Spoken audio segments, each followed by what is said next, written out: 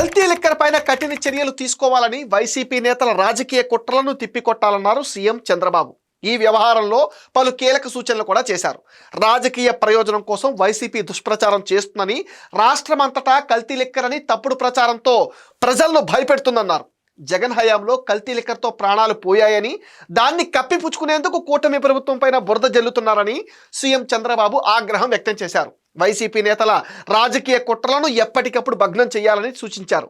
కల్తీ లిక్కర్ కారణంగానే అక్కడ చనిపోయారు, ఇక్కడ చనిపోయారని తప్పుడు ప్రచారం చేస్తున్నారని, ప్రతి ఆరోపణ పైన విచారణ జరపాలని అధికారులను సీఎం ఆదేశించారు. అవసరమైతే పోస్ట్ మార్టం వంటి విధానాల ద్వారా మృతికి కారణాలు సైంటిఫిక్గా నిర్ధారించి వాస్తవాలు వెల్లడించాలని అధికారులను కూడా ఆదేశించారు.